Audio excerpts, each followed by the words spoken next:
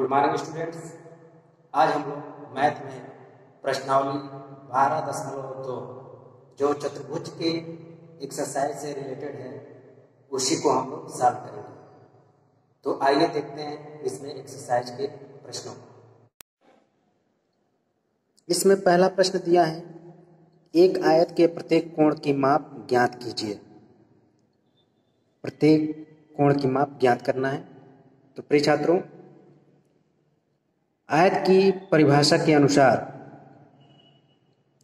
कि चार भुजाओं से घिरी हुई ऐसी बंद आकृति जिसके आमने सामने की भुजा बराबर हो और प्रत्येक कोण समकोण या बराबर हो, उसे हम आयत कहते हैं।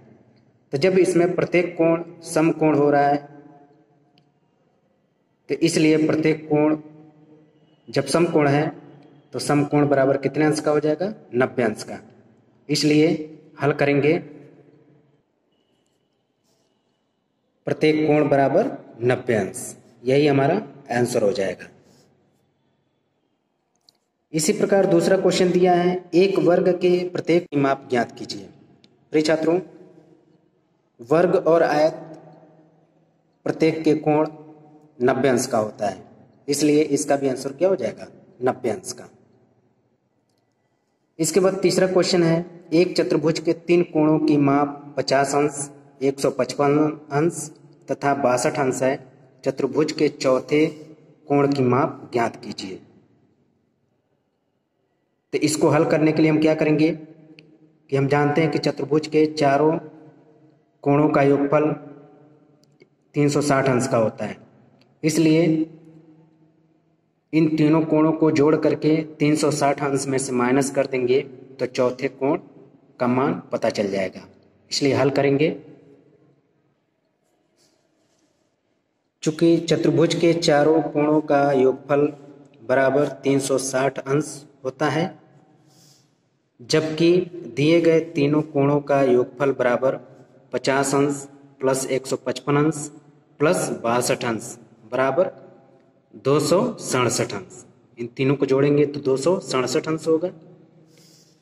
इसलिए चौथा कोण बराबर क्या करेंगे? चौथा कोण निकालने के लिए 360 अंश में से 267 अंश माइनस करेंगे तो चौथा कोण 93 अंश का होगा।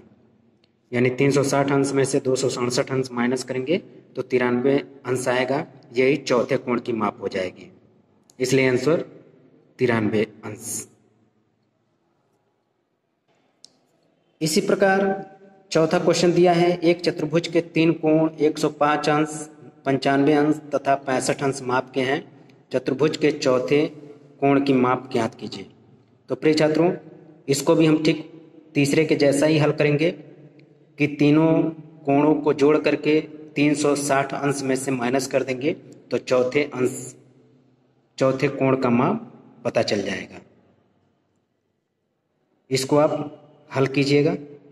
इसके बाद अगला क्वेश्चन नंबर 5 दिया है, ज्ञात कीजिए कि निम्नलिखित मापों के कोण एक चतुर्भुज के हो सकते हैं अथवा नहीं। इसमें ए दिया है 64 अंश, 81 अंश, 114 अंश और 111 अंश। तो इसको हम हल करेंगे कि चूंकि चतुर्भुज के चारों कोणों का योगफल बराबर कितना अंश होता है? 360 अंश। 360 अंश, जबकि दिए गए कोणों का योगफल बराबर कितना हो रहा है? 64 अंश प्लस 81 अंश प्लस 114 अंश प्लस 111 अंश। अब इन चारों को जोड़ेंगे तो कुल 370 अंश आ रहा है, जबकि चतुर्भुज के चारों कोणों का योगफल 360 अंश ही होता है। तो 360 अंश से कम या अधिक होने पर वो चतुर्भुज के कोण नहीं हो सकते। इसलिए 360 अंश से बड़ा है 370 अंश, इसलिए चतुर्भुज के कोण नहीं हो सकते। यानी चतुर्भुज के कोण होने के लिए 360 अंश योगफल होना चाहिए। यदि 360 अंश से चारों कोणों का योगफल यदि 360 अंश से कम या अधिक होता है तो ऐसी दशा में वो चतुर्भुज के कोण नहीं हो सकते। इसलिए इसका आंसर हो जाएगा कि ये चतुर्भुज के कोण नहीं हो सकते। इसी प्रकार बी दिया है 80 अंश, 100 अंश, 100 अंश, 80 अंश। इसमें भी देखना है कि ये चतुर्भुज के कोण हो सकते हैं अथवा नहीं। तो इसको भी हम हल करेंगे कि 80 अंश, 100 अंश, 100 अंश, 80 अंश। अब सभी कोणों को जोड़ करके देख लें कि उनका योगफल कितना हो रहा है। तो सभी कोणों का योगफल बराबर 80 अंश प्लस 100 अंश प्लस 100 अंश प्लस 80 अंश बराबर 360 अंश।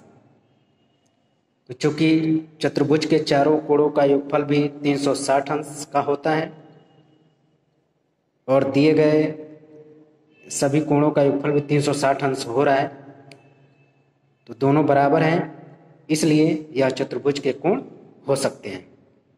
यानी चतुर्भुज के कोण होने के लिए उन सभी कोणों का योगफल 360 अंश होना चाहिए। 360 अंश से कम या अधिक होने पर वो चतुर्भुज के कोण नहीं हो सकते। तो यहाँ पे सभी कोणों का योगफल 360 अंश है, इसलिए यह चतुर्भुज के कोण हो सकते हैं। यही हमारा आंसर हो जाएगा। तो इसी आधार पर सी और डी को आप स्वयं हल कीजिएगा कि सबसे पहले इन दिए गए सभी कोणों को जोड़ करके उनका योगफल हम देखेंगे कि यदि 360 अंश आता है तो चतुर्भुज के कोण होंगे, यदि 360 अंश से कम या अधिक होता है तो वो चतुर्भुज के कोण नहीं होंगे। इसके बाद अगला क्वेश्चन है क्वेश्चन नंबर 6। एक चतुर्भुज के दो कोणों की माप 88 अंश तथा 133 अंश है। चतुर्भुज के शेष दो कोणों की मापों का योगफल ज्ञात कीजिए। यानी इसमें चतुर्भुज के दो कोण 88 अंश और 133 अंश दिया हुआ है, शेष दो कोणों की मापों का योगफल ज्ञात करना है। तो हल करेंगे कि चतुर्भुज के दो कोणों का योगफल बराबर 88 अंश प्लस 133 अंश। यानी जो दो कोण दिया हुआ है उन दोनों कोणों को जोड़ करके उनका योगफल निकाल लें। तो 88 अंश प्लस 133 अंश जोड़ेंगे तो 221 अंश होगा। अब हम जानते हैं कि चतुर्भुज के सभी कोणों का योगफल कितना होता है, 360 अंश। तो 360 अंश में से ये जो दो कोणों का योगफल 221 अंश आया है उसको माइनस कर देंगे तो शेष दो कोणों का योगफल पता चल जाएगा। इसलिए शेष दो कोणों का योगफल बराबर 360 अंश माइनस 221 अंश। अब 360 अंश में से 221 माइनस करेंगे तो ये 139 अंश। यही हमारा क्या होगा, आंसर हो जाएगा। यानी चतुर्भुज के शेष दो कोणों का योगफल बराबर कितना होगा, 139 अंश। यही आंसर हो जाएगा। इसके बाद लास्ट क्वेश्चन नंबर 7 दिया है। एक चतुर्भुज के आमने सामने के कोण बराबर हैं। यदि एक कोण की माप 95 अंश है तो शेष कोणों की माप ज्ञात कीजिए। तो इसको भी हम हल करेंगे कि जब चतुर्भुज के आमने सामने के कोण बराबर हैं, तो आमने सामने के जब कोण बराबर हैं और उसमें से एक कोण बराबर 95 अंश है तो उसके ठीक सामने का कोण भी कितना होगा, 95 अंश का होगा। तो दो कोण मालूम हो गया। अब इन दोनों कोणों को जोड़ लें। तो दोनों को जोड़ेंगे तो दोनों का योगफल बराबर 95 अंश प्लस 95 अंश बराबर 190 अंश। अब शेष दो कोणों का मान ज्ञात करना है। तो शेष दो कोणों का मान ज्ञात करने के लिए हम चतुर्भुज के चारों कोणों का योगफल 360 अंश होता है, तो 360 अंश में से 190 अंश माइनस कर देंगे तो शेष दो कोणों का मान आ जाएगा। फिर उसमें से प्रत्येक का कोण ज्ञात करने के लिए हम 2 से भाग कर देंगे तो प्रत्येक कोण मालूम हो जाएगा। तो ये दोनों कोणों का योगफल 95 अंश प्लस 95 अंश बराबर 190 अंश। अतः शेष दो कोणों का माप बराबर 360 अंश माइनस 190 अंश बराबर 360 अंश में से 190 अंश माइनस करेंगे तो 170 अंश आएगा। इसलिए प्रत्येक कोण बराबर ये 170 अंश दो कोणों का मान है, तो प्रत्येक का मान ज्ञात करने के लिए 2 से भाग करेंगे, तो 170 में 2 का भाग करेंगे तो ये 85 अंश आएगा। यानी प्रत्येक कोण कितना हो जाएगा, 85 अंश का और 85 अंश का। इस प्रकार से आंसर आपका एक 95 अंश, दूसरा 85 अंश और तीसरा भी 85 अंश, यही हमारा आंसर हो जाएगा। Thank you.